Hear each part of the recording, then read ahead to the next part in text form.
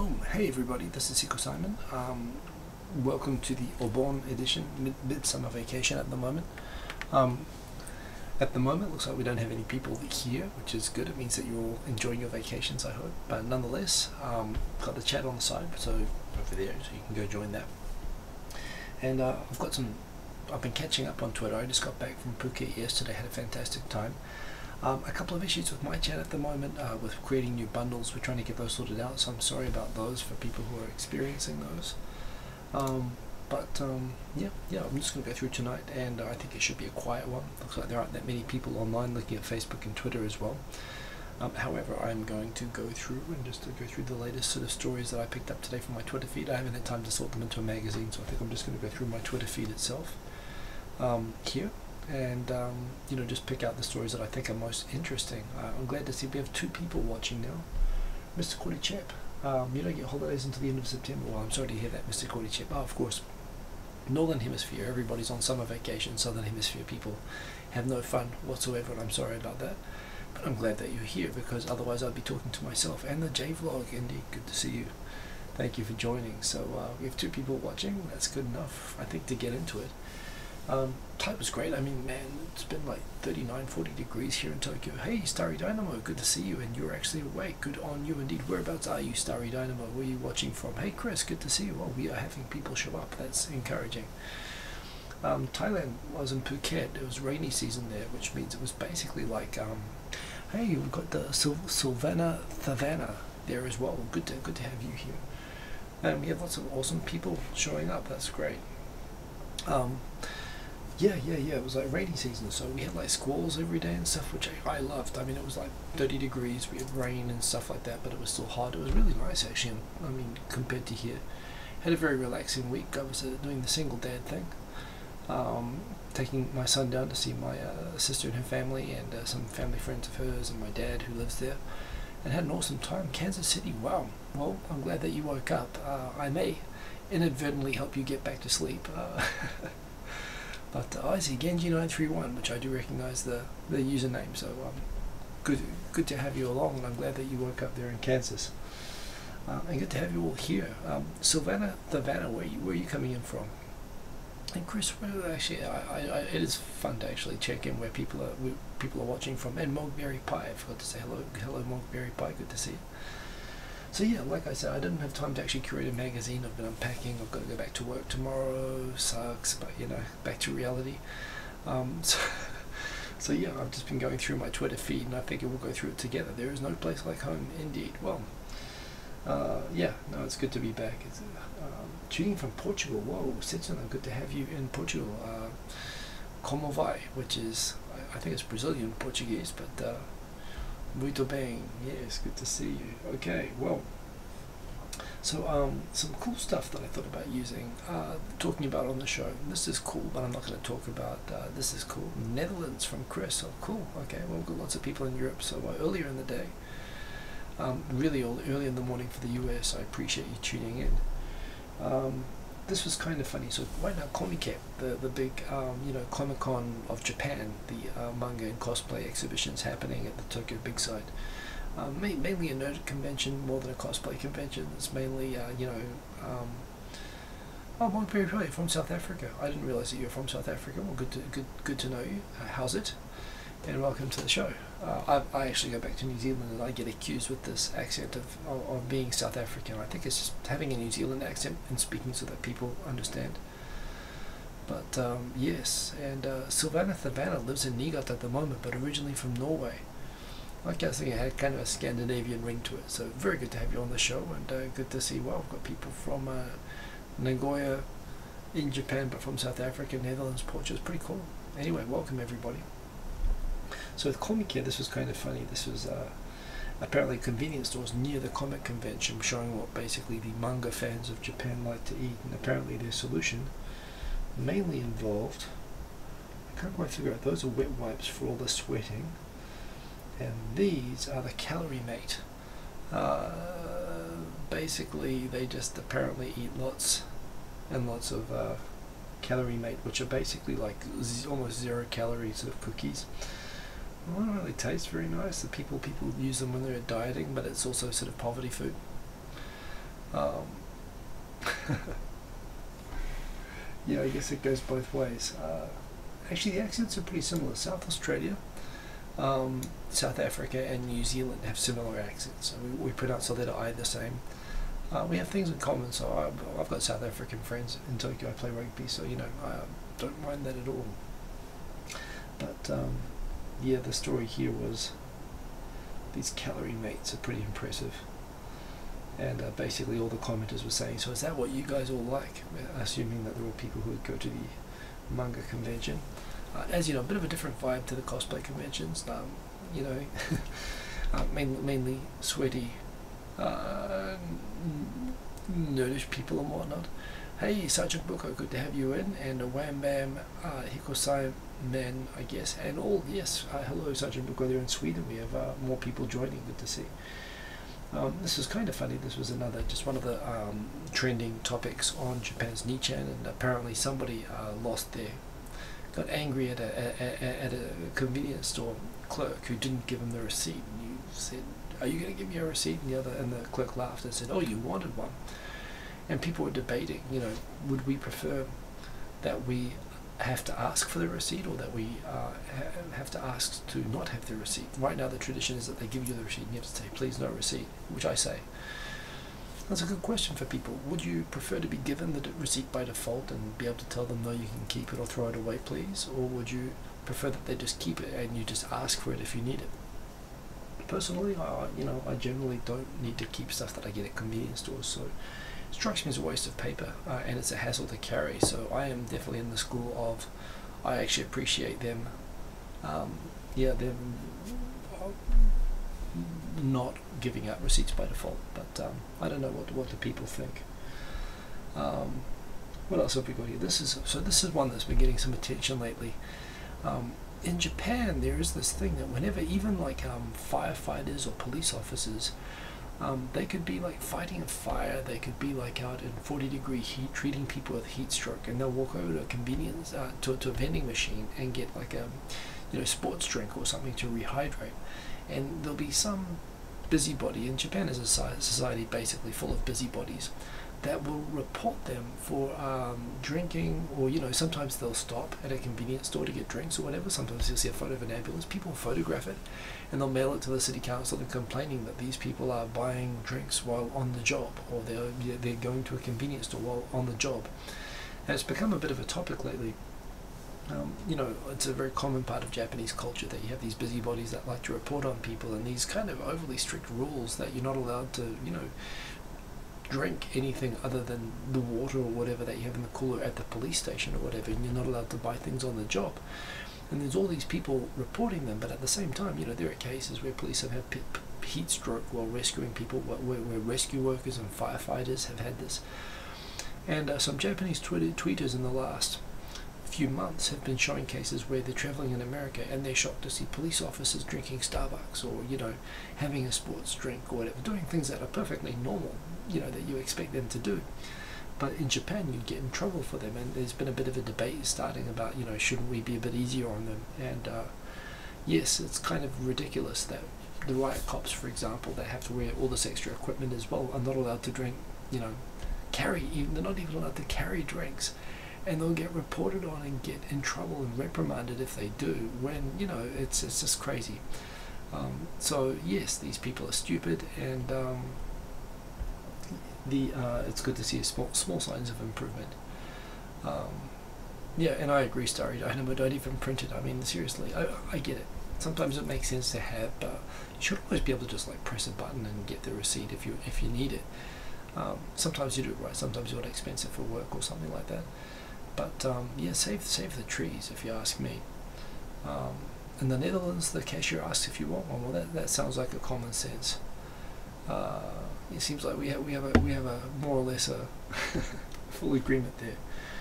I wasn't planning to talk about this one, but there is apparently a Peanuts-themed hotel. Japan, of course, has always been nuts about Peanuts and Snoopy, particularly in the 80s and 90s. Japan produced all of the Snoopy-themed sort of pencil cases and stuff that were most coveted when I lived in Singapore. And apparently, yes, after months of anxious waiting by fans, the Peanuts Hotel opened its doors in Colbert. So if you want to go and stay somewhere cool in Colbert, there is now a hotel, fully themed, I assume properly paid up and licensed. This is interesting, yeah. Send it electronically via NFC would be a nice option. Yeah, I agree. Basically, yeah, this is pretty cool. I'm not sure, I'm assuming this isn't a love hotel. It would be a little bit weird. I think making a Peanuts love hotel, although it could certainly be used in that capacity. I must say it's pretty cool. So if you're in Kobe and you want to go hang out at the Peanuts Hotel, go check it out. Be very careful how you pronounce it. Japanese people, and also be very careful how you listen to it. Japanese have a way of pronouncing peanuts that sounds a bit like something else in English that you don't think of as sounding like peanuts until you hear a Japanese person say it. I'm not going to say anything more. But yeah, Peanuts. The Peanuts Hotel is how it is at Peanuts Hotel.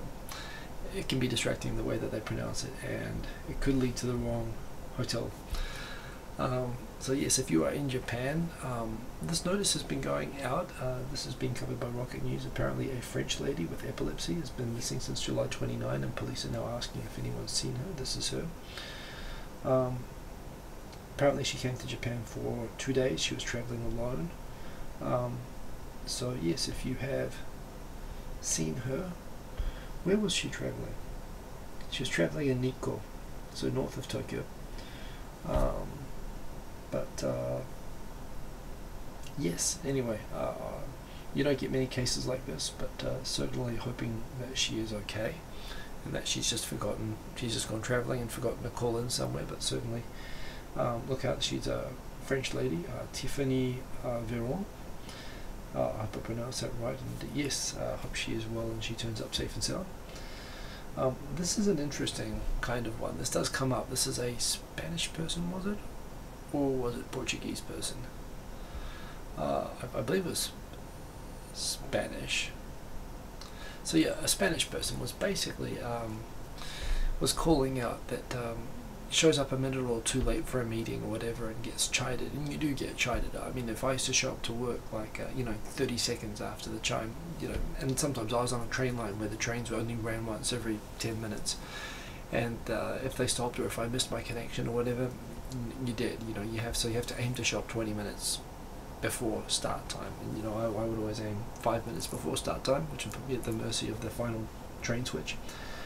If you show up 30 seconds late, and I've been in that situation where I wasn't seated at my desk when the chime went and had to walk around and apologize to the boss, and Japanese are pretty uptight on timeliness, and I've lived here 20 years, so I've become like that myself.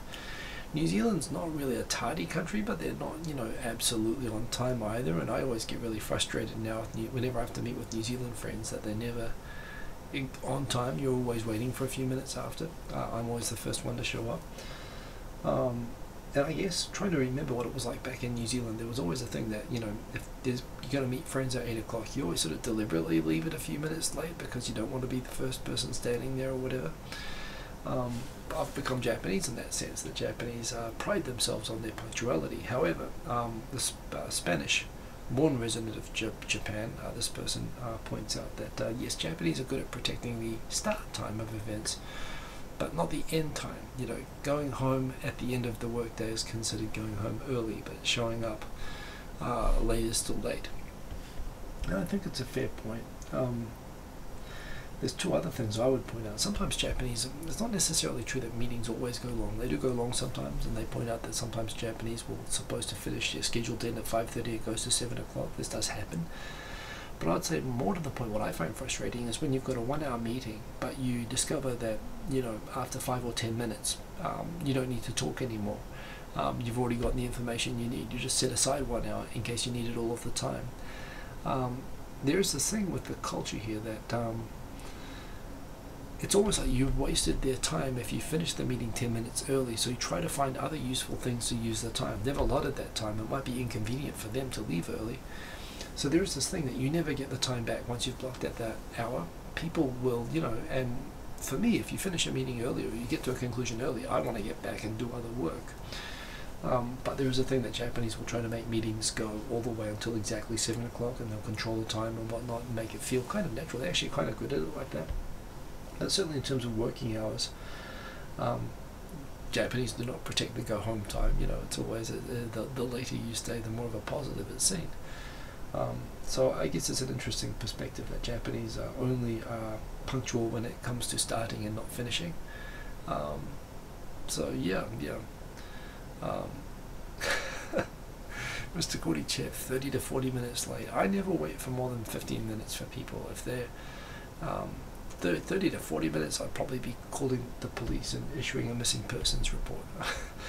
I assume something's happened, but you know, that's interesting. You know, when you become the person who's on time and gets frustrated at people being late, it's pretty awful, but that's how it is in Japan. And you know, you run into people like that. Like I said, it's a busybody culture.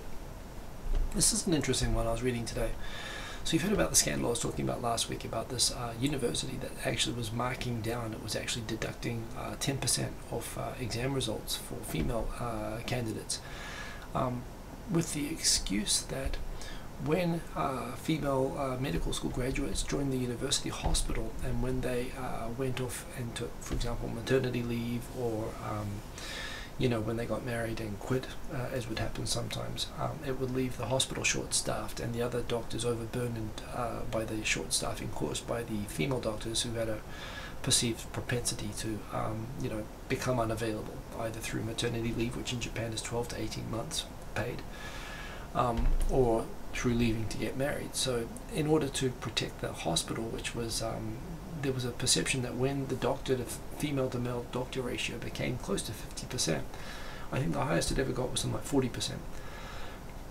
There was a perception that it was causing real problems with the operations of the university hospital, and so the university took it on itself to try to reduce the number of female medical students. This was a private university, not a public one.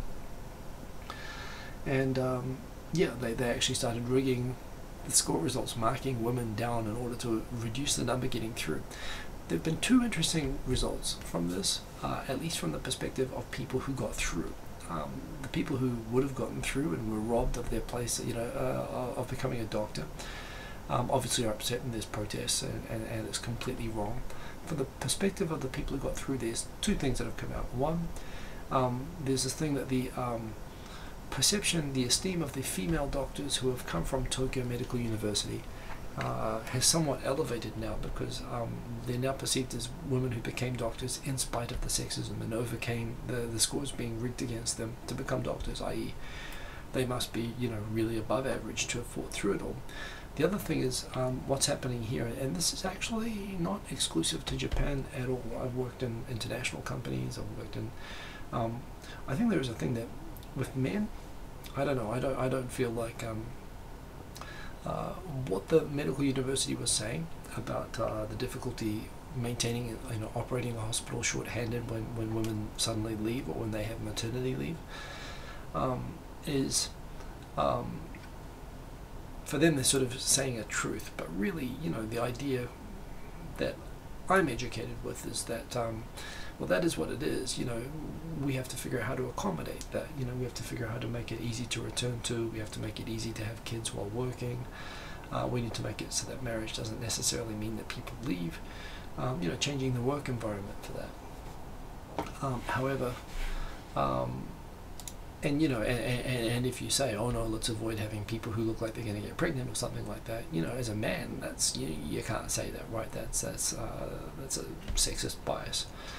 Even whatever the rationalizations, the sexist rationalizations that are there, you know, structurally, we have to make it, you know, the work environment one where, you know, women have an equal chance to perform is sort of the way, the politically correct way, which I accept, is the way that things should be. However, that said, I've worked in multinational companies and seen women managers who have been successful in those companies, multiple ones, not just one or two, who, when hiring, for example, try to avoid hiring recently married women for the fear that they'll go, in Japan, maternity leave is 18 months paid leave, and you don't get a backfill headcount because, you know, their place is kept.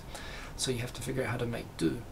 You know, with you have 10 people staff to cover 10 people's work, but one of those people is away, so you have to cover it with 9 people. And if you have 2 or 3 people take leave at the same time, you have to cover 10 people's work with 7 people, and it can be tough, especially in a hospital. You know, doctors have hard work. So it's funny, just like my managers, who are not just Japanese and non-Japanese, who have expressed the same sort of concern. You have all of these doctors who come out and say that they understand the rationalization of the university for wanting to cut female doctors. Still seems to me that you're kind of selling yourself short. I mean, for a start, Japan is suffering from underemployment and from underrepresentation of women in the economy compared to other economies. To me, the solution is still trying to make it so that women are able to work and participate more. But certainly it seems like I think maybe it's not when women say their view. I guess they can sort of get away with more it's maybe true that when you have women who are sexist in an environment that's very patriarchal and male dominated, perhaps they feel the need to speak and express views that are more sexist and chauvinist, partly, I mean, one, they've been successful in that environment, maybe those are genuinely views that they hold. But it's funny, a lot of doctors who have gone through and been successful in the system have said the same thing. So there we go. Sorry, my Alexa's talking over there. I shouldn't have said his name. If I start talking again. So yeah, it's kind of interesting with this. You kind of get a lot of female doctors coming out with what would be taken as politically incorrect, sexist conclusions that, yes, well, if they're going to go on maternity leave, this is a practical problem for operations of hospitals. It does make it harder for all the other doctors, and it's reasonable to reduce the number of doctors, given that these are already doctors who are successful within that system.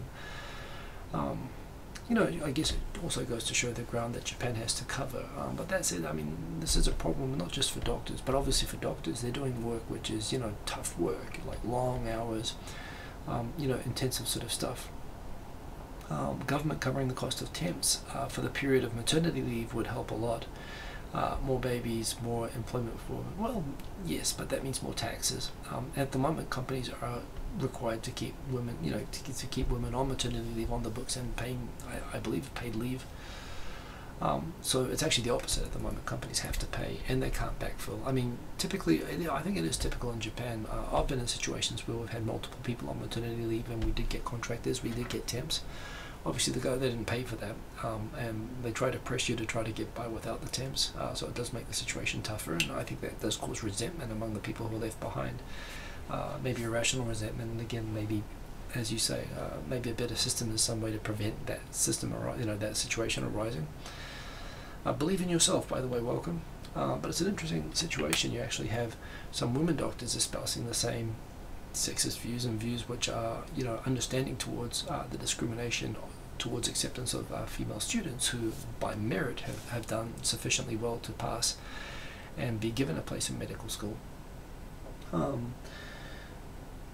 again, it's maybe the women who've kind of come through the gauntlet are kind of feeling like they're in a special position, and they don't want that maybe cheapened by opening the doors to make it easier. But at the same time, I mean, it's just straight unfairness. Anyway, and I suppose the more you have women hospital administrators and so on, you'll have people in positions who are able to maybe understand and empathize a bit more with the problem and come up with better practical solutions.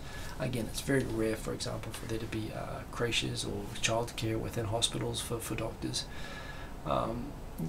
because it's just presumed that it's a male profession, and the women who survive through it, all the women who basically make themselves de facto sort of like men.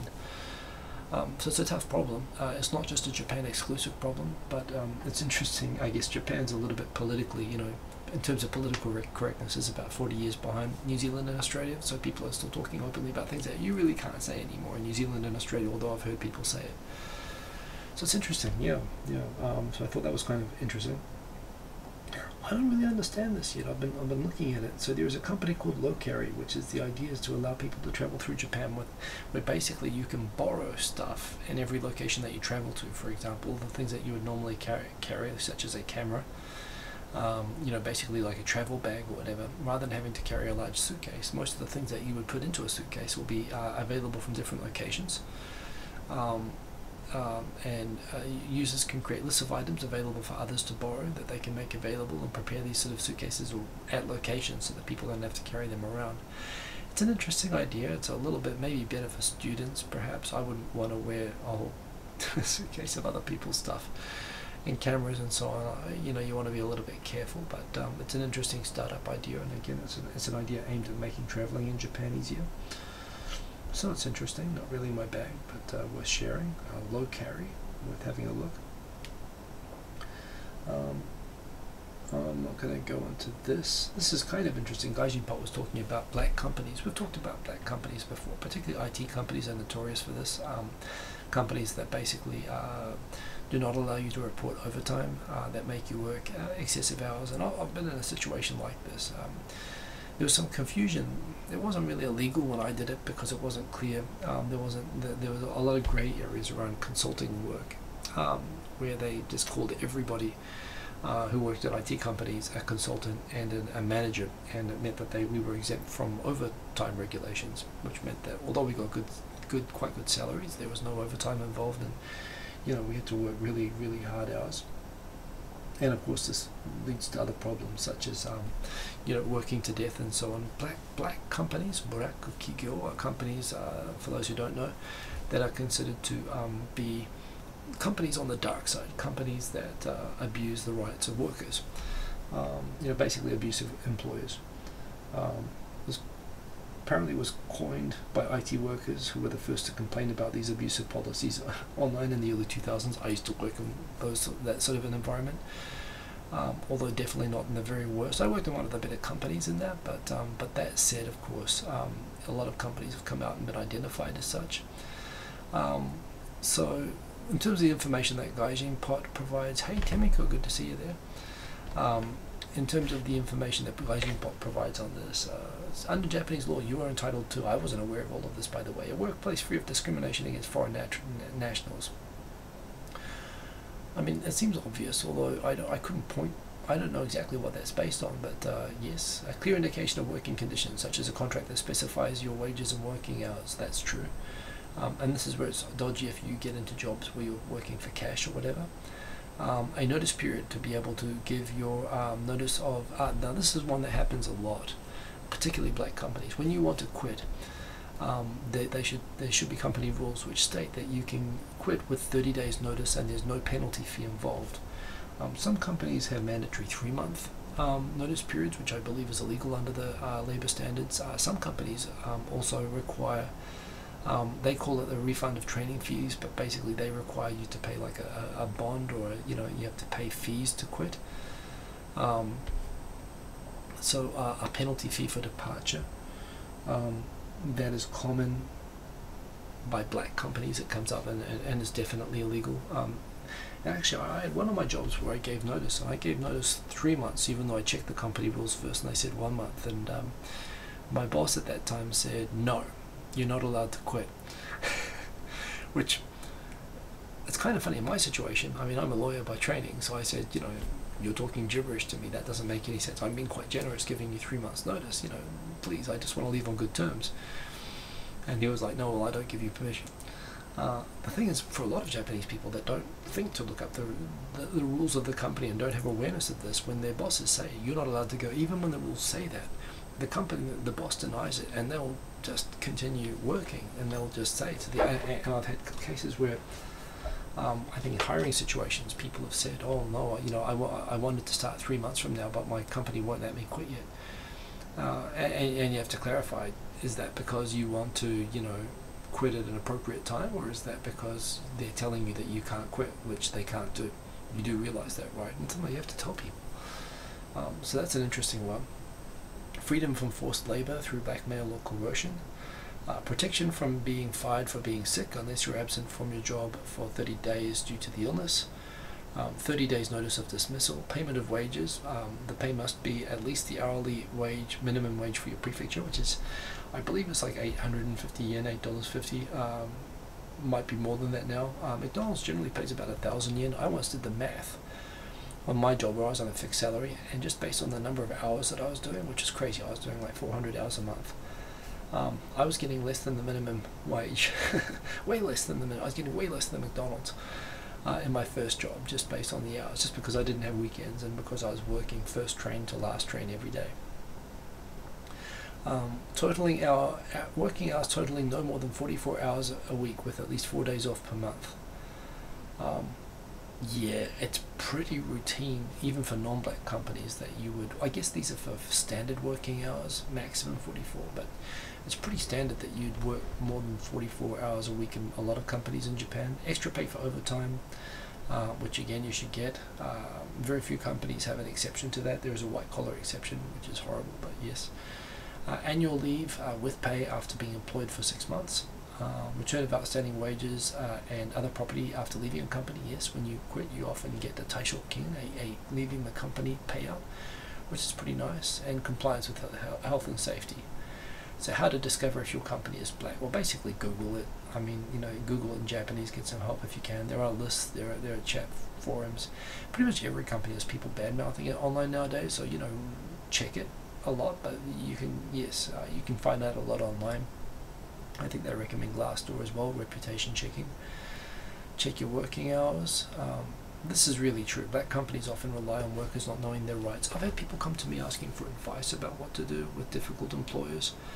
And what I've always said is, you know, labor lawyers are hard to find and they're kind of expensive in Japan, but it's a pretty easy profession because, you know, because of there's so many workers in Japan. We make such a big deal in Western countries of knowing our rights, you know, as granted. If we're not in unions, we have a good enough knowledge of how the law works with regards to employment that it's pretty hard for employers to deceive us about what our rights are.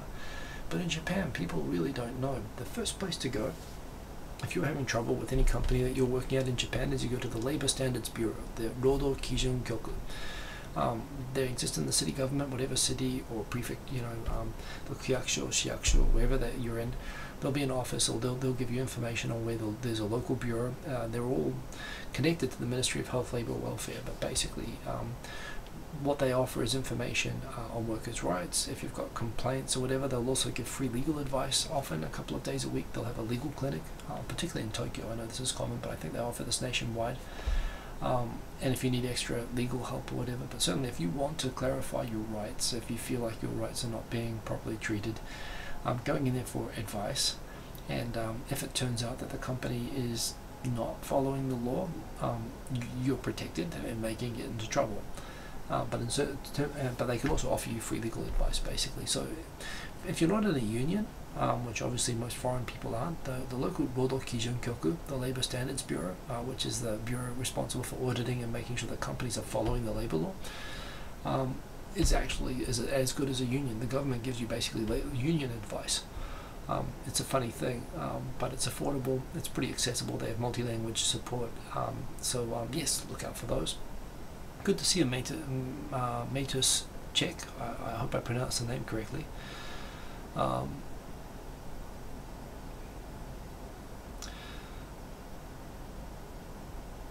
Yeah.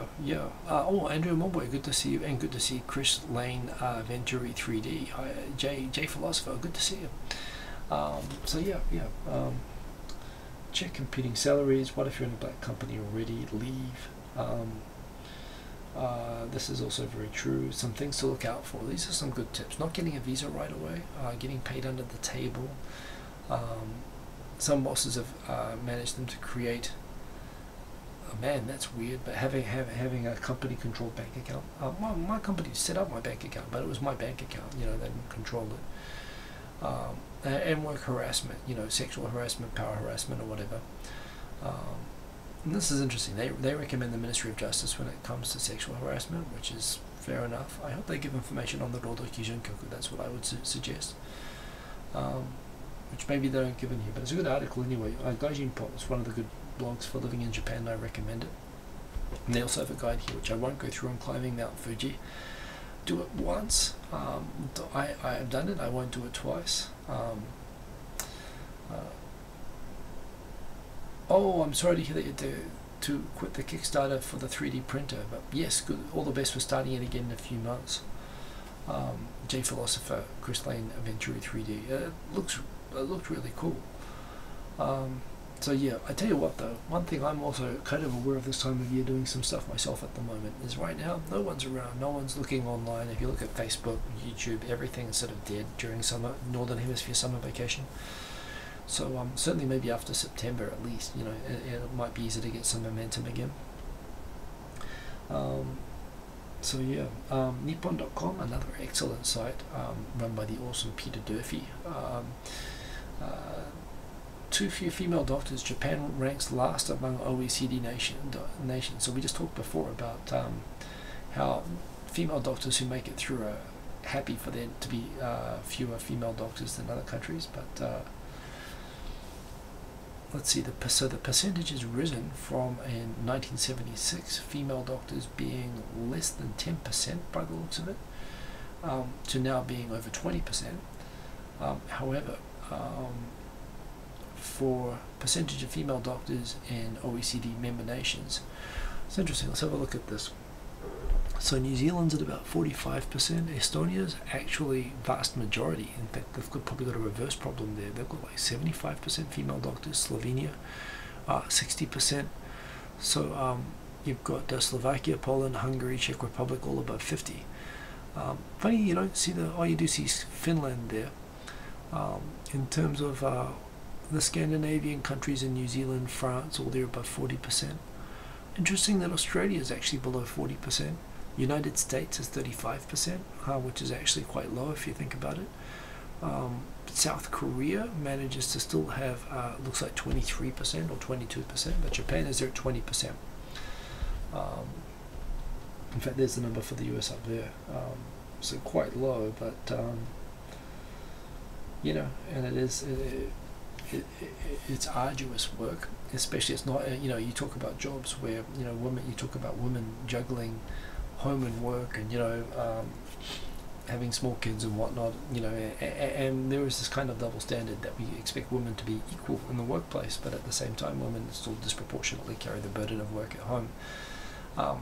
So, you know, and around that, you know, we kind of expect them to be able to just pick up and, you know, it's not just a matter of employing people, it's a matter of making an environment where people can continue to work. And it's, you know, I'd say the medical profession is such a tough, you know, profession.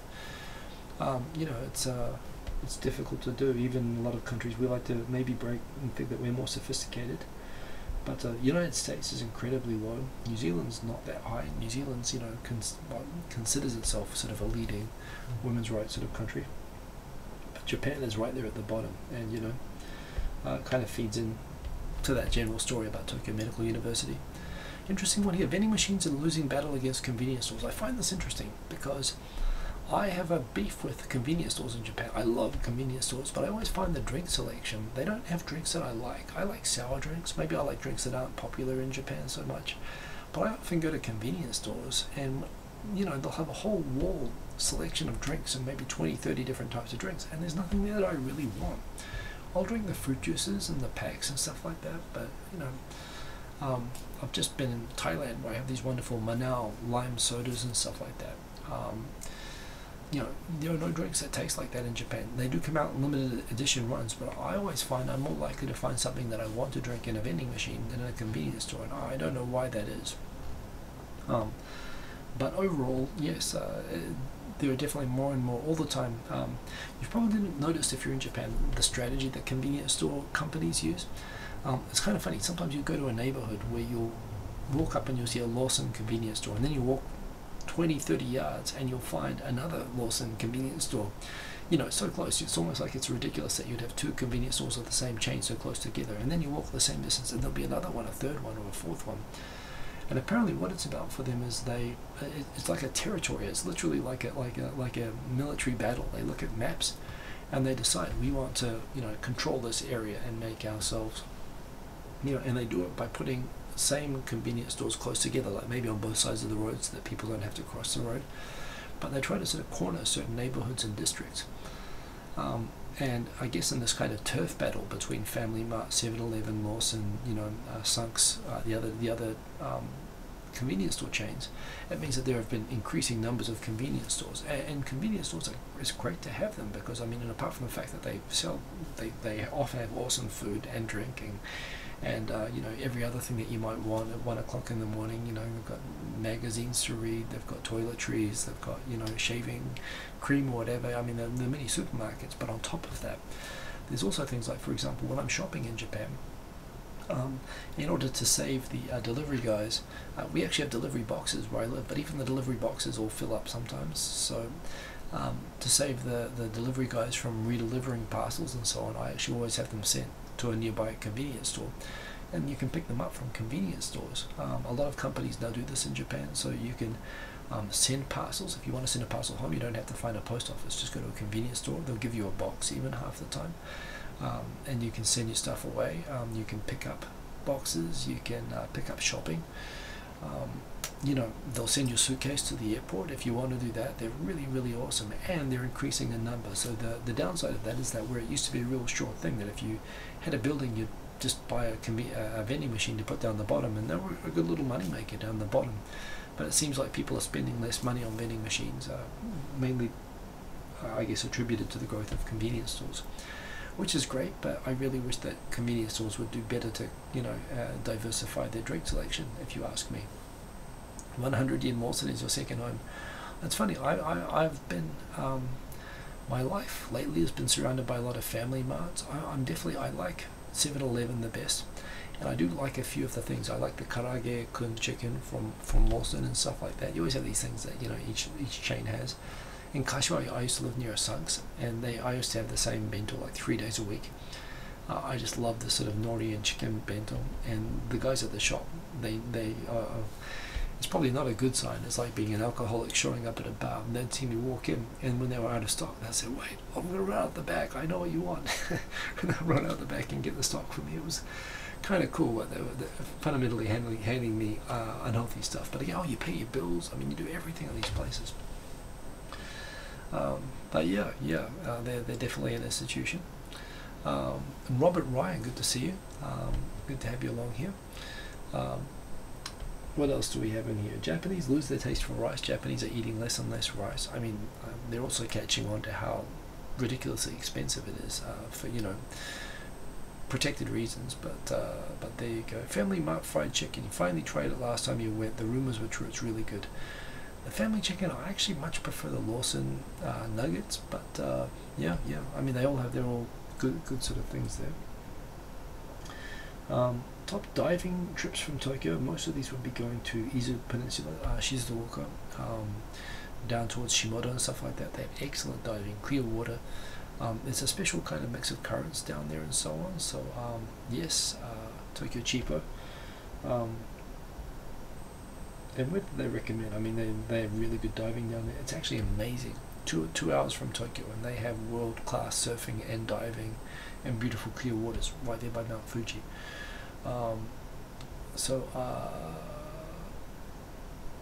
Hayakawa, I don't know where Hayakawa is. That's Atami. Okay, so that is also Atami. These are all on the Izu Peninsula south of Tokyo. In fact, these are all the Izu Peninsula, basically Shizuoka, Osezaki.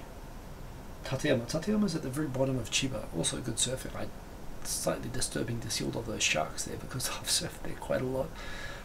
But it is also nice and warm, and the water's relatively clear. I always worry about Tateyama because it's at the very bottom point of Chiba, and I've always been worried if a current dragged you out in the wrong direction, you'd be really screwed up there. Kumomi, where is Kumomi?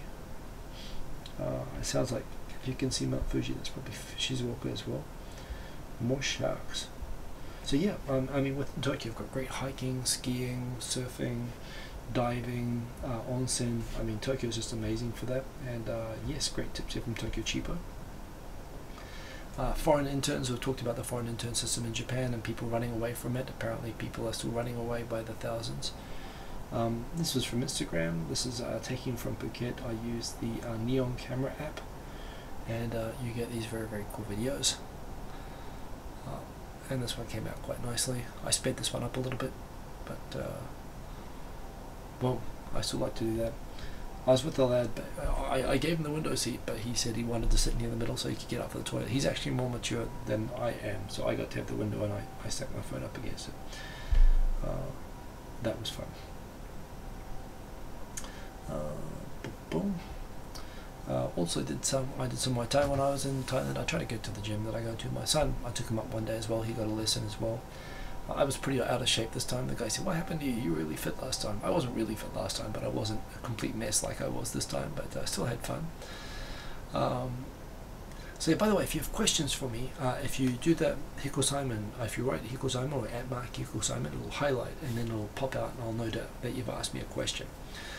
Sergeant Biko, yes, the cops are on to me.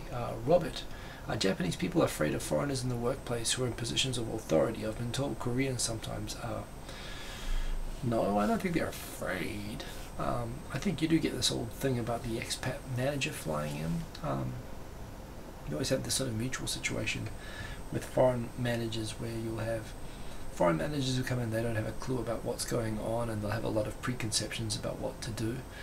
And you get into this kind of conflict of Japanese typically being very conservative and trying to not allow anything to change or be disrupted, and foreign managers coming in thinking their job is to disrupt. And I've seen positive patterns where people have sort of come towards an understanding and where it's been a good thing, and bad things where it's been warfare. I've seen both.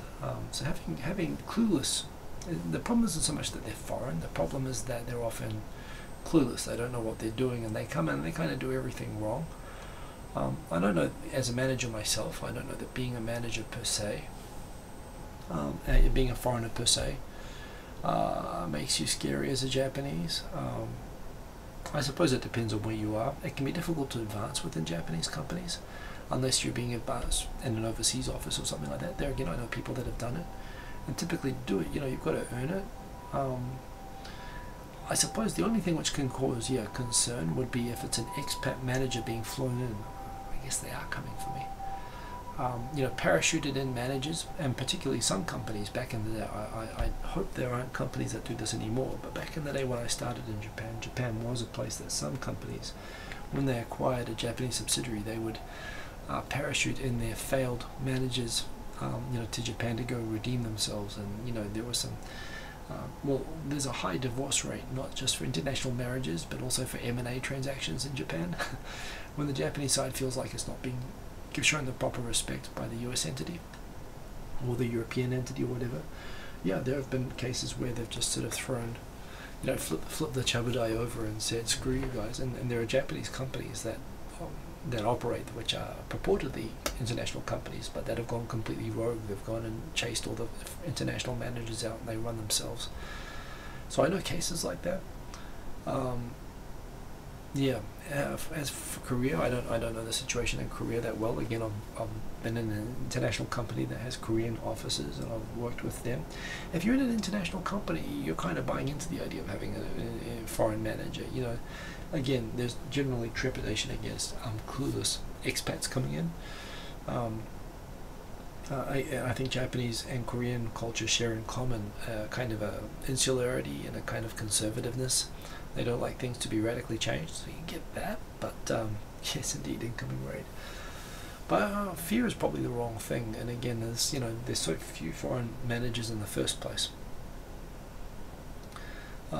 Believe in yourself. You got the sense that people are acting offended because you took up more space than the average person. I don't know. Well, there's all sorts of ways to take that. If you mean in terms of physical appearance, Japanese are nosy and you'll get looks and treatment, negative treatment if you are, for example, a large person. If you are a person that gets a bigger office, you're a regular sized person but you take up more space because you have a big office or something like that, you'll get resentment because Japanese can also be very egalitarian, you know, at least when it suits them. There's definitely a phenomenon of reverse power discrimination where people don't like expats on expat packages where they're getting larger salaries and corporate paid housing. No one in Japan gets corporate paid housing, and even the execs at the top, most famous Japanese companies that you can name that are publicly listed anyway, the non-privately held Japanese companies, I sort of M&A deals on these companies, and you know, most of these top execs, people in roles that in America you would expect to be salaried at $1 million or above, are typically earning a little bit over $100,000 a year. They're not salaried very well, and when you get an expat come in with free housing and $250,000 salary, yeah, people get resentful of that.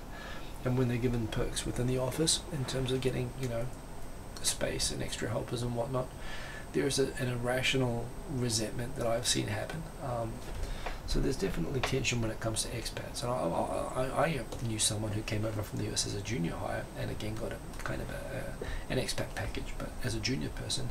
And the local HR manager took her aside and told her, we're paying you this, but I don't think you deserve it. The HR manager told her that. So you get all sorts of, you might have looked too happy. That's also a big, big risk. I think we should go back to the black company discussion before. I learned the hard way. Apparently, well, when I was 22 years old and working in an IT company, I always believed in keeping a positive and happy disposition to show that I wasn't being phased and how tough I was, but apparently that was interpreted by some of my bosses as meaning that my spirit was not yet sufficiently broken and they had to work on me harder. But I actually remember once, I mean, again, there is this thing about this kind of hazing of junior employees. This doesn't happen so much anymore. This was an IT black-ish sort of company environment. I remember one day my manager, I'd taken another ass kicking basically, and we were sitting in an open sort of workroom. There were 30 people in the room doing, you know, programming basically at different groups, and I was in the sales and distribution group sitting on a table. I just gotten another ass kicking. I'm still acting bright. I'm still acting happy, although, you know, I was trying to overcome the last crushing that I just got. And then my manager, he turned to me, he said, Hiko, do you like never do you never get down? Get down is probably, I don't know, how would you put it, hikomanai no? なんかhikoってhikomanai noって言われて、I used to, do you never feel depressed? Do you never feel down after these things? I must have bounced back too soon. I was like, dude, are you kidding? I'm constantly totally depressed. I was laughing when I said it. Maybe that detracted from it, but again, we were in a dead silent room. It was like a library, and he said this comment to me, and I like spoke in a loud voice back to him. I said, are you kidding? I'm constantly totally depressed.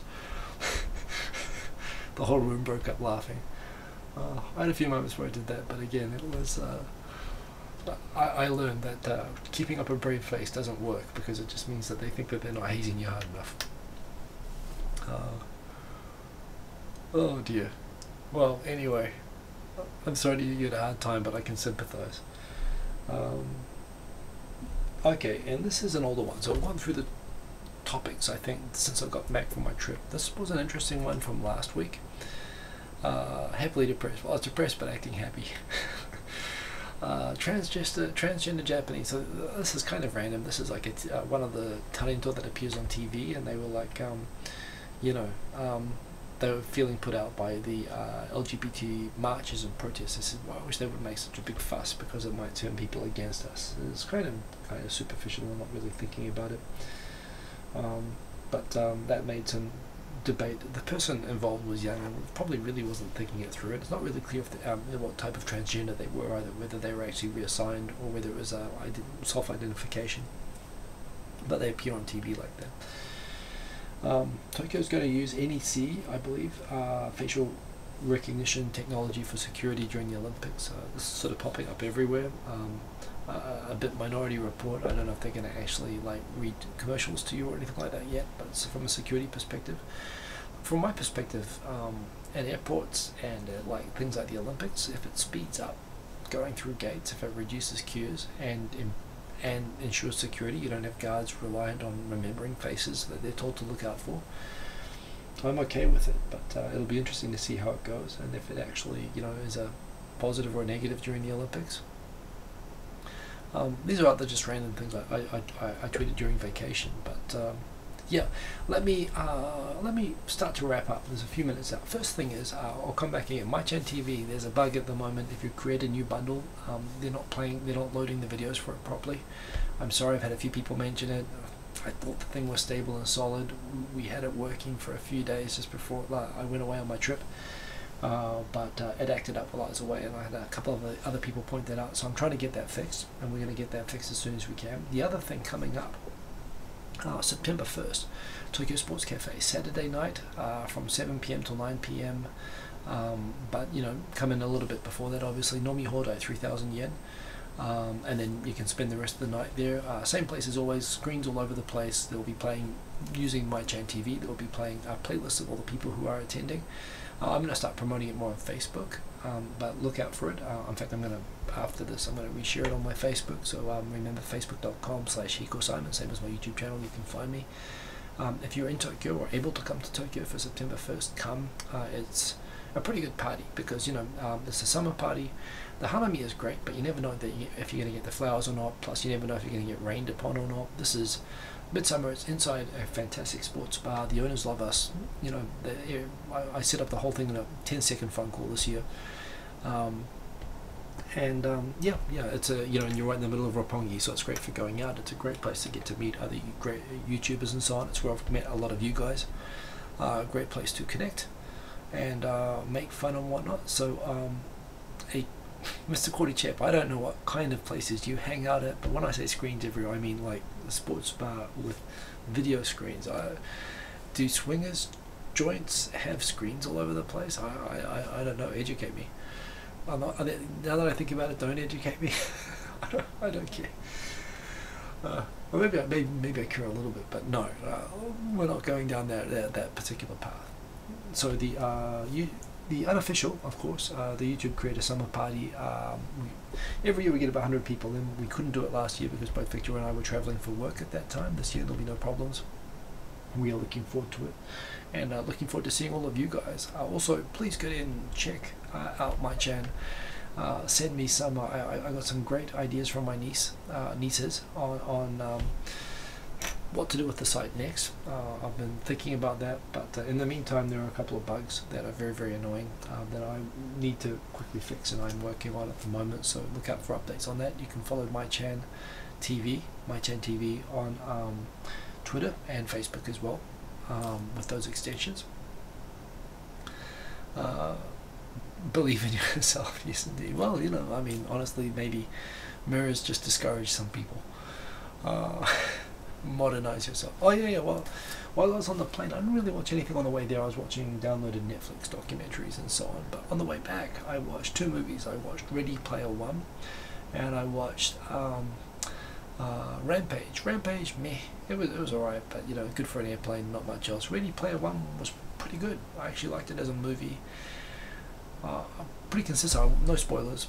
The main thing is the concept of it, of course, is that you're living in a virtual world that's based on the idea of a virtual gaming world that was created by a person in 2025, and the thing is set in 2045 when this person's just passed away. But the world is basically a world of, you know, video game pop culture based, basically going from 1975 till now. But you know, a lot of the key cultural references.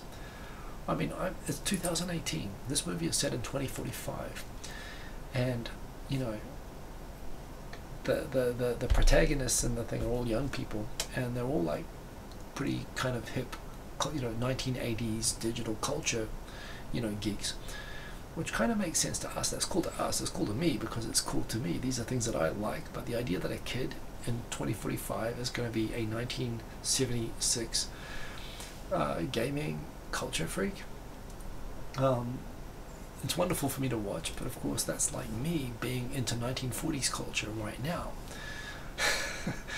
Making a movie about a bunch of cool kids who just really happen to know about swing music, you know, and jive music and whatever, and it doesn't make it, you know, it doesn't make sense. But if you stop thinking about that and you just watch the movie, it's quite enjoyable, and I recommend Ready Player One.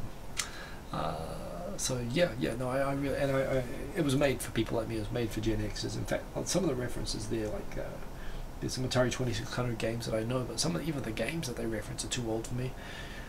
Duran Duran, I mean, honestly, Duran, I was like, geez, I don't remember. I know about a couple of songs, but you know, there are pop references there that are too old for me, and I'm not young.